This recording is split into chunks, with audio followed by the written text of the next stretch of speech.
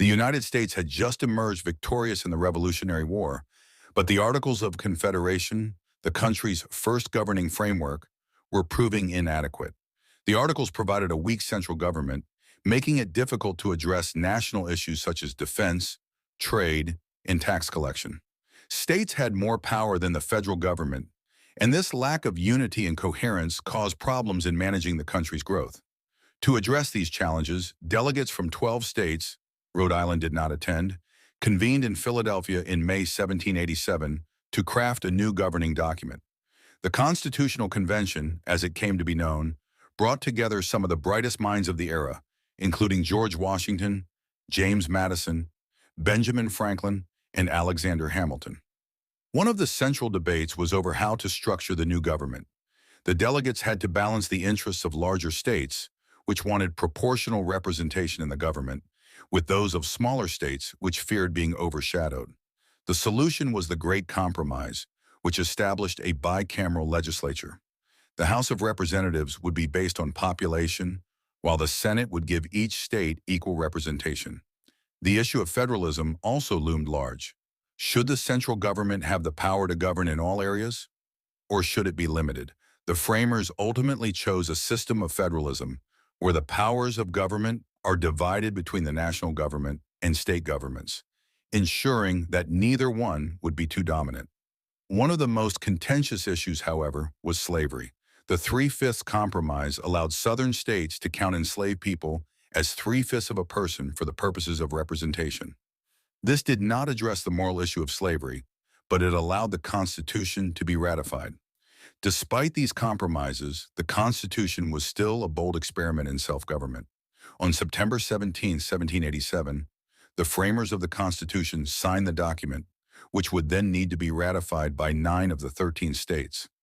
Ratification was not guaranteed, however, and fierce debates raged between Federalists, who supported the new Constitution, and Anti-Federalists who feared the new government would be too powerful. The Federalists won out in large part because they promised to add a Bill of Rights that would guarantee individual freedoms and limit government power. In 1791, after the Constitution was ratified, the Bill of Rights was added. These first 10 amendments were designed to protect the fundamental freedoms of American citizens and prevent the new government from overstepping its bounds. Together, they established key freedoms that remain the backbone of American democracy. Let's take a closer look at each of the 10 amendments and explain their importance. First Amendment, freedom of speech, press, religion, and petition. The First Amendment is one of the most cherished freedoms in the United States. It guarantees citizens the right to free speech, allowing individuals to express their opinions without fear of government retaliation. It also protects the press, ensuring that media can report on matters of public concern without censorship. Furthermore, it guarantees religious freedom, ensuring that individuals can practice their faith without interference from the government.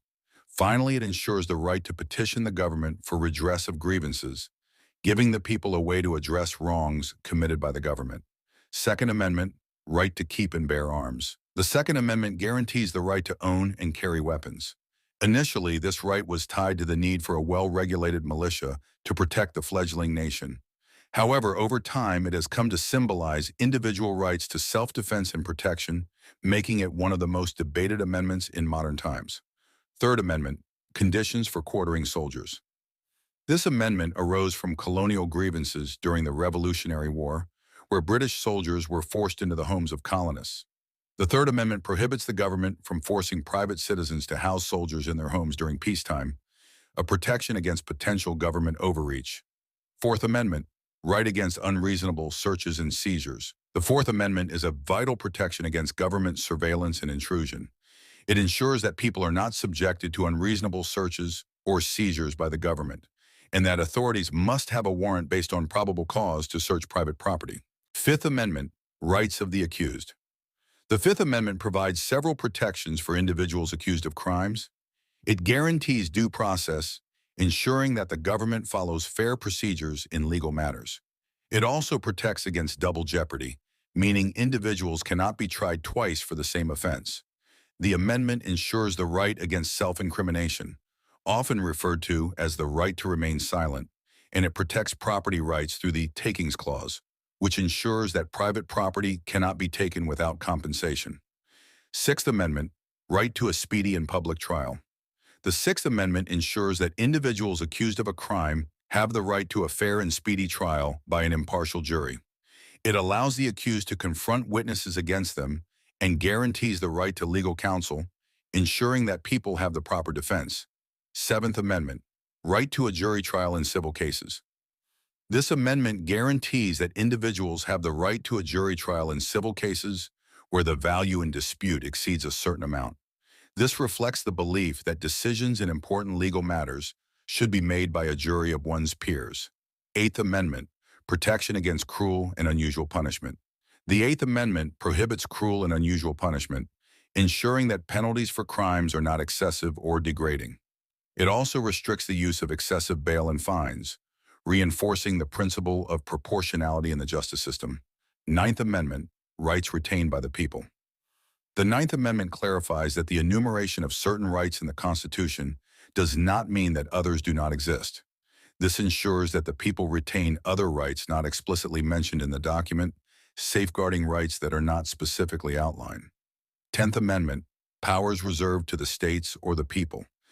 The Tenth Amendment establishes the principle of federalism, asserting that any powers not delegated to the federal government, nor prohibited to the states by the Constitution, are reserved to the states or the people. This ensures that the federal government does not overreach into matters that should be handled at the state level. The Bill of Rights remains a vital part of American democracy because it continues to protect fundamental freedoms in an ever-changing world. While society has evolved, the core principles enshrined in these amendments are as relevant today as they were in 1791. The First Amendment protects the right to free speech in an era of social media. The Second Amendment remains central to debates on gun rights, and the Fourth Amendment protects individuals against government surveillance in the digital age. The protections for criminal defendants under the Fifth and Sixth Amendments ensure fairness and justice, while the Tenth Amendments focus on state and individual rights, remains a cornerstone of American federalism.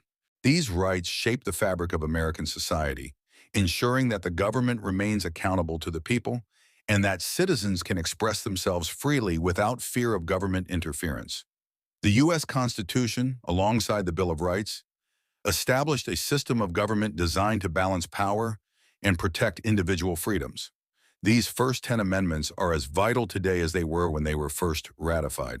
Through the Bill of Rights, the framers of the Constitution created a lasting framework for democracy and justice, ensuring that the rights of American citizens would always be protected. These foundational documents continue to guide the nation toward a more perfect union.